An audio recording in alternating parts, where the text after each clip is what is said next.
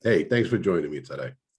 I want to talk a little more about the war in the 90s, some of the murders, especially of Richie Devlin, who was muscle and hitman for the Salemme crew, the Salemme faction. And we're going to talk more about him. Also, he beat the trial, but he was accused of killing Albert DESALVO, who was called the Boston Strangler. And we know that was a big case in Boston. So we're going to come back right after this.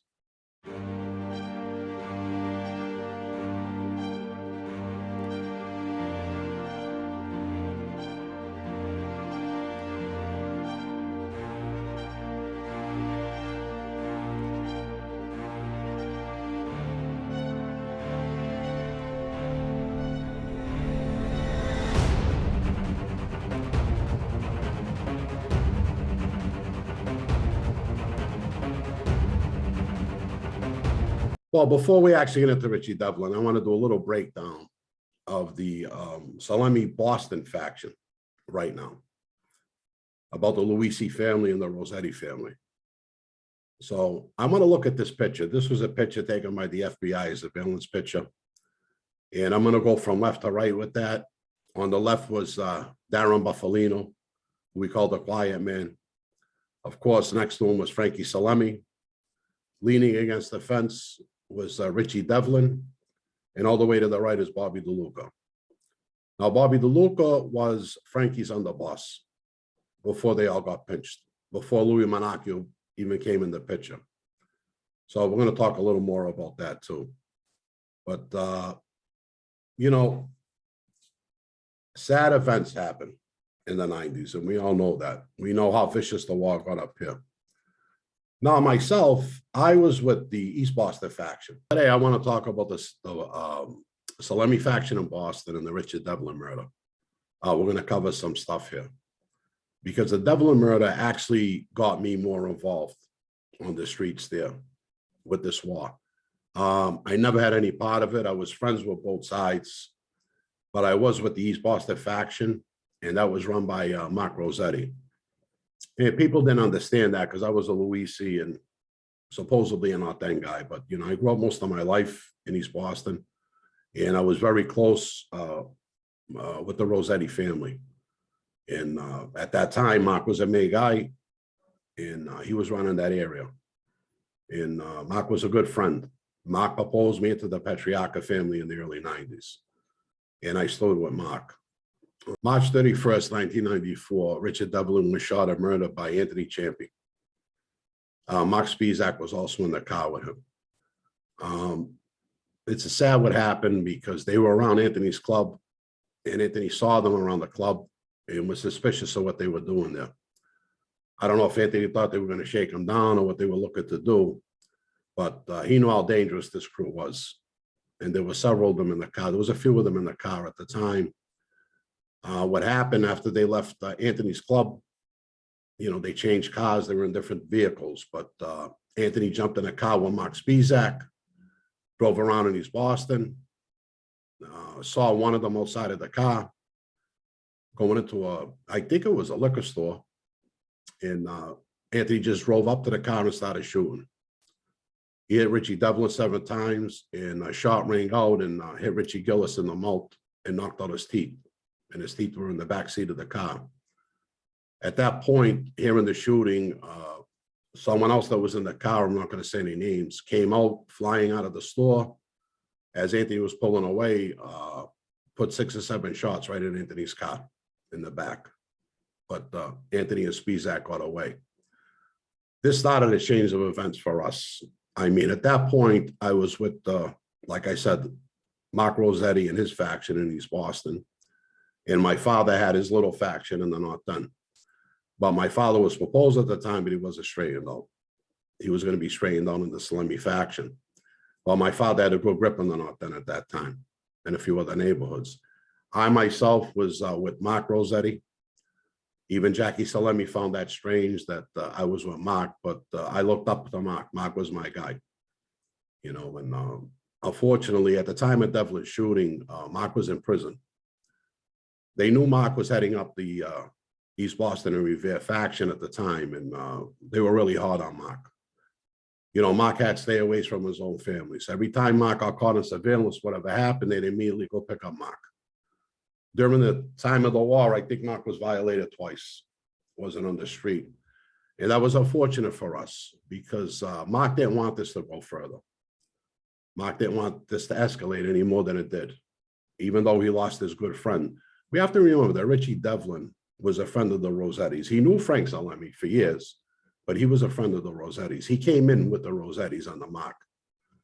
You know, he did time with the two cousins, the both Rossettis, and you know, they were close friends. You know, they loved Richie. Richie loved them, do anything for them. I met Richie several times. I like Richie was a gentleman. He was a good guy.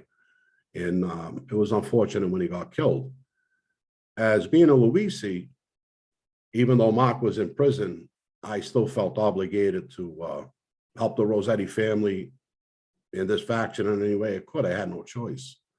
And I wasn't going to turn my back on Mark. Mark was probably one of my closest friends at that time.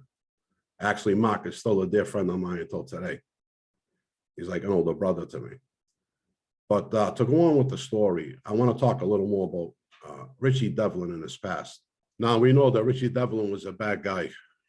A lot of murders, beatings, you know, maybe even some tortures. I mean, this Richie Devlin was really a bad guy. He was a man's man on the street, didn't take no shit from nobody. Now, Richie, at a young age, Richie Devlin was in Walpole. I guess he was in there on a manslaughter charge. I'm not going to get too deep into all of this, but he was in there on a manslaughter charge. At that time, Albert DESALVO, he was a Chelsea guy, but Albert DESALVO was a street guy, always in trouble with the law. So he's doing time at Walpole. Now, Albert DESALVO got picked up. They believed that he was the Boston Strangler. Now, some people debate that, if he was the Boston Strangler or not, but that was a big case. He was accused of killing 13 women. They say he admitted to it, to some of the murders anyway, but that's not why he was killed in prison. There was a conflict in there over money and a few other things. And Richie Devlin killed him. He did a number on him. And Richie Devlin went to trial on that case, and he got acquitted of that case. But Richie did kill the Boston Strangler. There's no doubt about that. You know, Richie was a serious guy. So DESALVO got killed. DESALVO actually got killed in November 25th, 1973 in Walpole State Prison.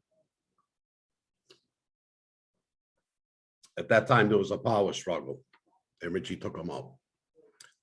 So going forward, you know, Mark and his cousin were really in prison with Richie off and on for years. And it was unfortunate when that happened. When Richie got killed, everything escalated. You know, the other faction, the old faction, who was run by Bobby Carrozza in East Boston, he was in prison at the time. But the Anthony Champion, Mikey Romano faction were under Bobby. They were taking his direction. And you know from the past stories that I told you that Bobby Carrozza was no loyalist to the Salemme faction, not at all. But, you know, we escalated from there. A lot of people started getting killed after that. We all sided up. There were 3 rebel factions that we consider rebel factions.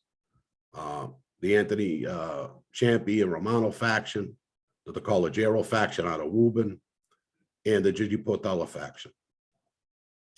Now, it's amazing how a lot of us escaped this with our lives. It was really, really intense at the time. But this went on for several years after the murder. And, you know, it just kept escalating and escalating. Fortunately, I would say for myself and some other people, the feds ended up picking up those 3 factions in one sweep. So this intense war that was going on, all these people that were getting murdered, it was over in one day. It seemed to be over in one day. And we were coming out and I could breathe a little easier. At this time, Frankie Salemme was on the run. Louis Monacchio was running the Patriarca family, why Frankie and Bobby DeLuca were in prison.